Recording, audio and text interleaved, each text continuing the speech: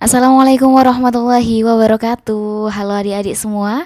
Alhamdulillah pada kesempatan kali ini Ibu akan mengajak adik-adik untuk melakukan review terkait materi yang sudah kita pelajari sebelumnya, yakni mengenai sistem sirkulasi. Perlu kita ketahui bahwa di dalam tubuh manusia itu terjadi proses sirkulasi berbagai macam zat yang dibutuhkan oleh tubuh. Oleh karena itu diperlukan media pengantar dan juga alat-alat yang turut berperan dalam sirkulasi untuk melakukan proses ini. Media dan alat-alat ini bekerja sama dalam membentuk suatu sistem yang dikenal dengan sistem sirkulasi darah.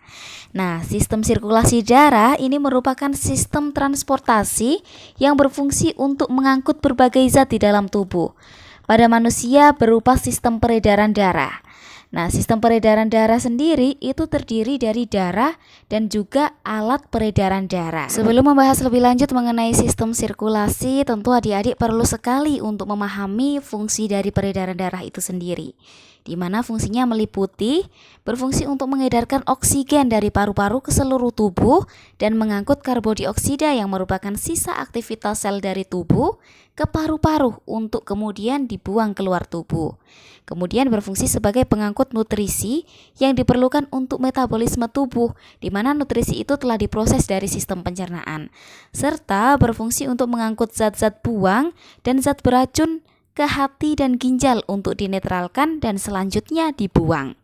Kemudian berfungsi juga sebagai pengangkut hormon dari organ-organ yang memproduksinya ke bagian tubuh yang memerlukan. Selain itu, peredaran darah juga berfungsi untuk mengangkut sistem kekebalan tubuh, di mana dalam hal ini peredaran darah ini berfungsi untuk mengedarkan elemen untuk melawan berbagai jenis penyakit, yaitu antibodi dan sel darah putih untuk melindungi tubuh terhadap serangan bakteri, virus, dan juga parasit lainnya. Selain itu juga berfungsi untuk mengatur suhu tubuh atau menjaga keseimbangan suhu tubuh dengan melakukan perpindahan panas melalui aliran darah. Telah Ibu singgung sebelumnya bahwa dalam peredaran darah tentunya terdapat beberapa alat atau organ yang berperan di dalamnya, di mana salah satunya adalah jantung. Jantung ini merupakan organ sistem peredaran darah yang bertugas untuk memompa darah dan mengalirkan darah dalam pembuluh darah yang terletak pada rongga dada di antara kedua paru-paru, di atas diafragma dengan posisi condong ke kiri. Kemudian di jantung itu dilapisi oleh perikardium yang mengandung cairan perikardia. Perikardium ini berfungsi untuk melindungi jantung agar tidak terluka karena bergesekan ketika berdetak. Jantung sendiri tersusun atas 3 lapisan, yaitu perikardium atau pembungkus luar, miokardium atau otot jantung, dan juga endokardium atau pembatas ruang jantung. Jantung terdiri dari 4 ruang, yaitu serambi kanan, serambi kiri, bilik kanan, dan juga bilik kiri. Kalau serambi itu biasa disebut dengan atrium, sementara kalau bilik itu biasa disebut dengan ventricle. Nah, adapun urutannya, untuk yang pertama, darah itu memasuki serambi kanan atau atrium kanan yang berfungsi untuk menerima darah kotor dari seluruh tubuh, kemudian diterima oleh serambi kanan. Kemudian masuk ke bilik kanan, di mana di bilik kanan ini berfungsi untuk menerima darah dari serambi kanan kemudian dipompa ke paru-paru. Selanjutnya masuk ke serambi kiri yang berfungsi untuk menerima darah dari paru-paru yang banyak mengandung oksigen atau darah bersih. Kemudian dari serambi kiri kemudian masuk ke bilik kiri. Bilik kiri ini berfungsi untuk menerima darah dari serambi kiri kemudian dipompa ke seluruh tubuh. Nah, perlu sekali adik-adik ketahui bahwa di antara bilik kanan dan serambi kanan itu terdapat katup valvula tricupidalis yang berfungsi untuk mencegah darah dari bilik kanan agar tidak kembali ke serambi kanan. Kemudian di antara bilik kiri dan serambi kiri itu terdapat katup valvula bicupidalis yang berfungsi untuk mencegah agar darah dari bilik kiri tidak masuk ke serambi kiri. Seperti yang Ibu katakan di awal bahwa di dalam jantung itu terdapat miokardium atau otot jantung. Nah, otot jantung itu mempunyai kekuatan untuk berdenyut sendiri secara terus-menerus. Sebuah sistem terintegrasi yang berada di dalam jantung itu mengawali denyutan dan merangsang ruang-ruang pada jantung secara sistematis. Kecepatan denyut jantung di dalam keadaan sehat itu berbeda-beda setiap individunya, di mana hal ini dipengaruhi oleh aktivitas, kemudian makanan, pekerjaan, keadaan emosi, dan juga usia. Contohnya adalah ketika kita melakukan lari maraton. Tentunya sel-sel di dalam tubuh kita memerlukan lebih banyak oksigen untuk sumber energi. Oleh karena itu, jantung kita memerlukan kerja ekstra untuk memompa darah agar suplai oksigen di dalam sel tubuh kita itu terpenuhi. Nah, di saat itu kita akan merasakan bahwa denyut nadi kita itu lebih cepat setelah berlari dibandingkan ketika kita berjalan kaki untuk jarak yang sama. Tentu saja di saat jantung kita memompa darah lebih cepat, tekanan pada dinding pembuluh darah akibat aliran darah juga mengalir lebih cepat. Nah, tekanan tersebut disebut dengan tekanan darah, di mana terdapat dua pengukuran penting dalam tekanan darah, yaitu tekanan sistolik yang merupakan tekanan darah saat jantung berdetak dan memompa darah, dan juga tekanan diastolik yang merupakan tekanan darah saat jantung beristirahat di antara detakan. Umumnya, orang dewasa dengan kondisi tubuh sehat memiliki tekanan darah normal sekitar 90/60 mm air raksa hingga 120/80 mm air raksa. Angka 90 dan 120 yang disebut dengan tekanan sistolik, sementara angka 80 dan 60 itu disebut dengan tekanan diastolik. Selain jantung, alat yang berperan dalam peredaran darah adalah pembuluh darah, di mana pembuluh darah adalah jalur bagi darah yang mengalir berasal dari jantung menuju ke jaringan tubuh, dan juga sebaliknya. Pembuluh darah terdapat 3 macam, yakni pembuluh darah arteri, kemudian pembuluh darah vena, dan juga pembuluh darah kapiler. Yang pertama adalah pembuluh darah nadi atau arteri, yang merupakan pembuluh darah yang membawa darah meninggalkan atau keluar jantung, di mana pembuluh arteri banyak mengandung oksigen, kecuali arteri pulmonalis yang membawa darah dari jantung ke paru-paru sehingga mengandung karbodioksida. Kemudian yang selanjutnya adalah pembuluh darah balik atau pembuluh darah vena, yang merupakan pembuluh darah yang mengangkut darah menuju ke jantung. Pembuluh balik atau pembuluh darah vena ini mengandung karbodioksida, kecuali vena pulmonalis yang membawa darah dari paru-paru ke jantung yang mengandung oksigen. Jenis yang ketiga adalah pembuluh darah kapiler, yang merupakan pembuluh yang menghubungkan ujung pembuluh nadi terkecil dengan ujung pembuluh balik, di mana meskipun diameter dari sebuah kapiler ini benar-benar kecil, tetapi kuantitas kapiler yang timbul berasal dari sebuah arteriol yang tergolong besar, supaya keseluruhan daerah sayatan melintang yang tersedia untuk aliran darah itu bisa meningkat. Pada orang dewasa kurang lebih terdapat 90.000 km kapiler. Setelah membahas mengenai alat yang berperan dalam peredaran darah, selanjutnya kita akan membahas mengenai sirkulasi darah di dalam tubuh, di mana pada manusia aliran darah itu memiliki 2 rute. Yang pertama adalah peredaran darah dari paru-paru, kemudian menuju jantung dan kembali lagi ke paru-paru, atau yang disebut dengan peredaran darah kecil. Sementara yang kedua adalah peredaran darah dari jantung kemudian menuju ke seluruh tubuh dan kembali lagi ke jantung, atau yang disebut dengan peredaran darah besar. Nah, karena manusia itu memiliki 2 rute peredaran darah, maka peredaran darah manusia disebut dengan peredaran darah ganda. Pada peredaran darah kecil, darah yang mengandung oksigen sedikit dan mengandung banyak karbodioksida dari seluruh tubuh mengalir melalui pembuluh vena besar menuju ke atrium kanan. Setelah atrium kanan terisi darah, jantung mendorong darah ke dalam ventrikel kanan dan darah dari ventrikel kanan kemudian dipompa melalui katup pulmonalis ke dalam arteri pulmonalis menuju ke paru-paru. Di dalam paru-paru, darah mengalir dari arteri pulmonalis ke pembuluh darah yang berukuran sangat kecil atau yang disebut dengan kapiler dan mengelilingi kantong udara pada paru-paru. Setelah itu terjadi pertukaran gas di mana oksigen dari kantong udara akan masuk ke pembuluh darah, sedangkan karbon dioksida akan meninggalkan darah dan masuk ke kantong udara paru-paru. Darah yang kaya akan oksigen kemudian mengalir ke vena pulmonalis menuju atrium kiri. Keluar dari atrium kiri, darah yang kaya akan oksigen tadi masuk ke ventrikel kiri. Ventrikel kiri memompa darah kaya oksigen melewati katup aorta. Kemudian masuk ke dalam aorta untuk memasuki peredaran darah besar. Pada peredaran darah besar, darah dari pembuluh arteri terbesar bercabang-cabang menuju pembuluh arteri yang lebih kecil, lalu diedarkan ke setiap bagian dari tubuh. Arteri yang lebih kecil tersebut bercabang-cabang lagi menjadi pembuluh yang lebih kecil diameternya, atau disebut dengan arteriol. Nah, keluar dari kapiler, oksigen yang dibawa oleh darah akan melewati dinding pembuluh dan memasuki sel-sel yang membutuhkan oksigen. Sementara itu, karbon dioksida akan meninggalkan sel dan memasuki pembuluh kapiler.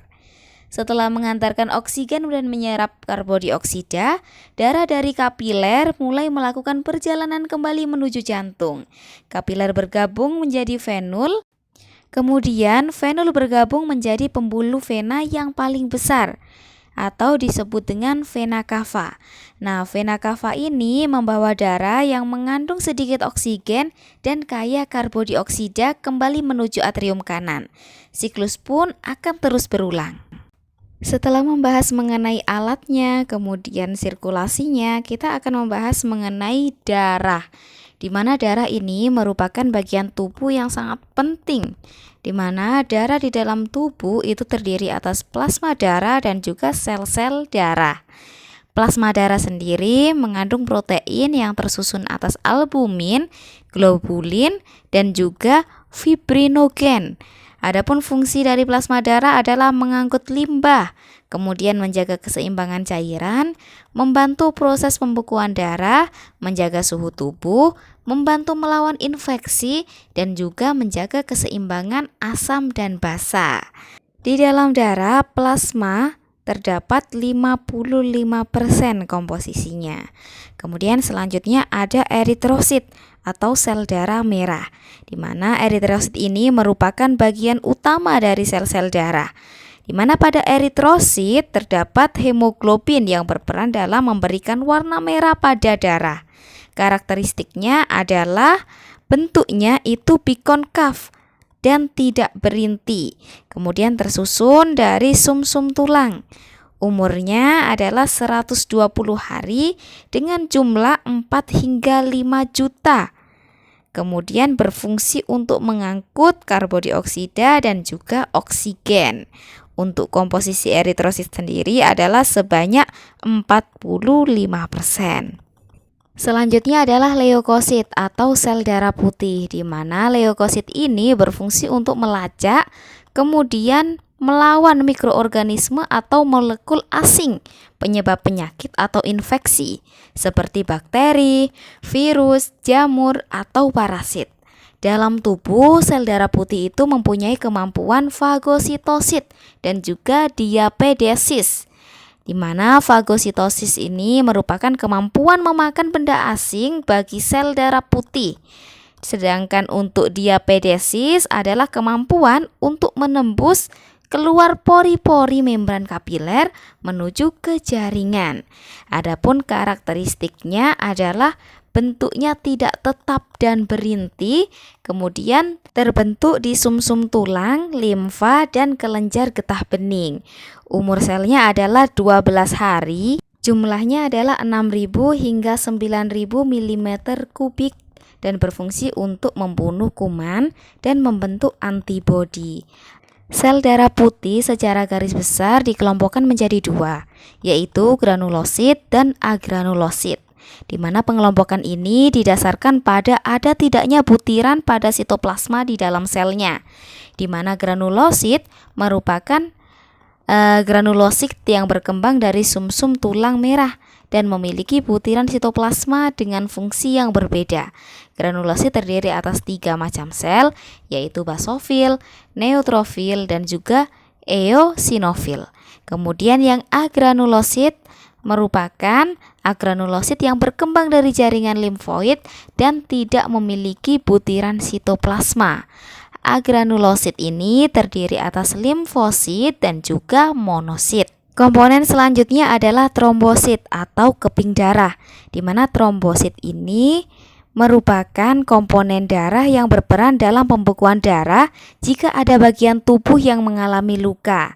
Pada keadaan normal, tubuh mampu menghasilkan benang-benang fibrin yang akan menutup luka pada tubuh jika seseorang mengalami luka. Kemudian untuk karakteristik trombosit sendiri adalah bentuk tidak teratur dan tidak berinti. Kemudian terbentuk di sumsum tulang belakang. Umurnya 6 hingga 9 hari. Jumlah selnya sekitar 200.000 hingga 400.000 untuk setiap milimeter kubik dan berperan pada pembekuan darah. Adapun mekanisme dari pembekuan darah adalah ketika terjadi luka, pertama-tama otot yang rusak akan mengejang sebagai respon refleks. Kejang tersebut hanya terjadi dalam beberapa detik saja, tetapi cukup untuk membuat pembuluh darah mengerut dan menghentikan aliran darah. Setelah itu, keping-keping darah akan berkumpul di ujung pembuluh darah yang terputus. Untuk sementara waktu, hal tersebut dapat menyumbat pembuluh darah yang terputus. Keping darah juga melepaskan substansi yang akan menarik lebih banyak keping darah, melepaskan ion kalsium yang akan memperbanyak gumpalan, dan melepaskan substansi yang memperlambat terjadinya kejang. Keping-keping darah yang menempel di jaringan yang terluka memicu diproduksinya enzim trombin, di mana trombin adalah enzim yang mengubah fibrinogen menjadi fibrin. Fibrin kemudian menempel satu sama lain, membentuk jaringan berserat yang akan menjerat sel darah dan keping darah. Jaringan protein ini menghentikan aliran darah dan membuat darah menjadi padat, seperti gel. Berikutnya terbentuklah koagulasi atau pembekuan sel darah merah menjadi gumpalan.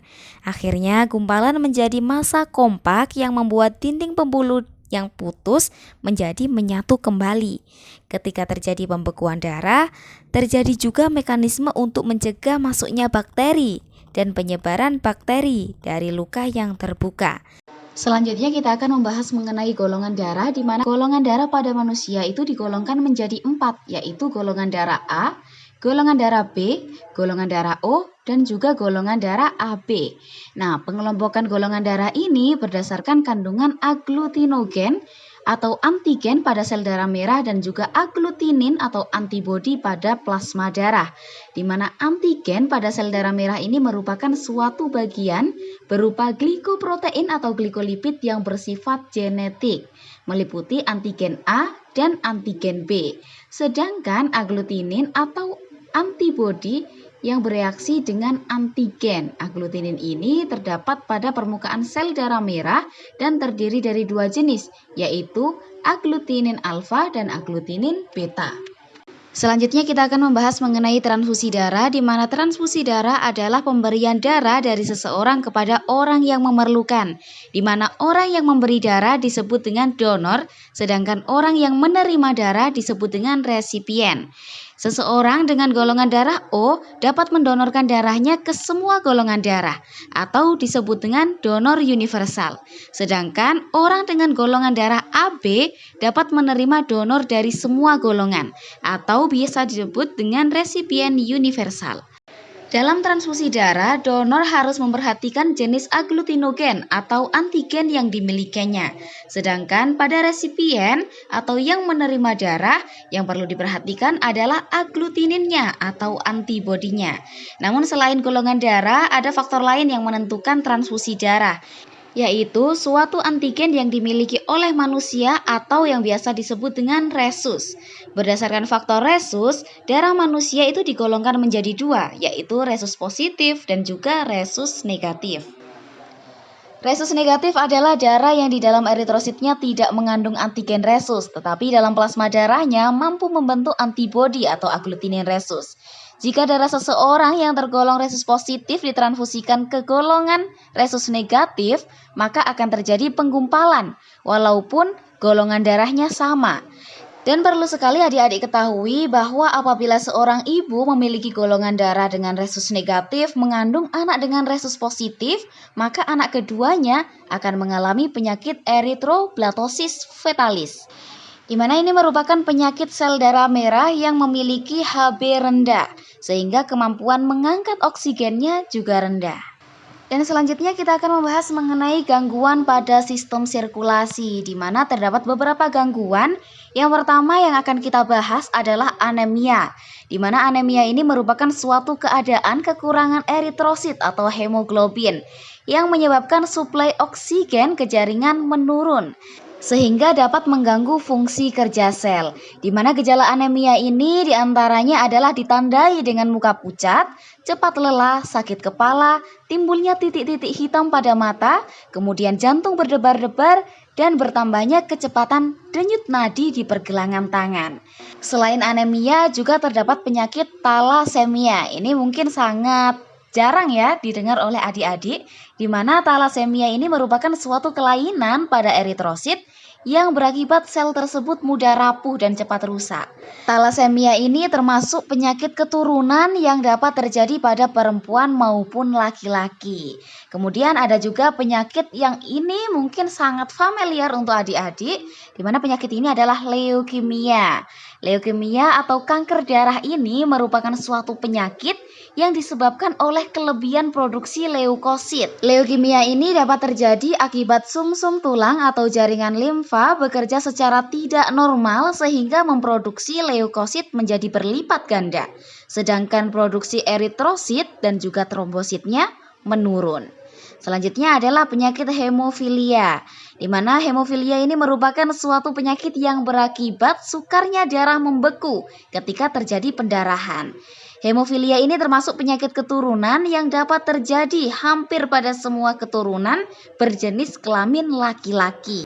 Selanjutnya adalah penyakit jantung koroner, di mana penyakit ini merupakan penyakit jantung yang disebabkan oleh tersumbatnya arteri koroner, yaitu pembuluh yang menyuplai darah ke jantung, di mana penyumbatan ini terjadi karena adanya endapan lemak, terutama berupa kolesterol pada lapisan dalam dinding pembuluh. Nah, penyumbatan pembuluh arteri ini dikenal dengan istilah arteriosklerosis.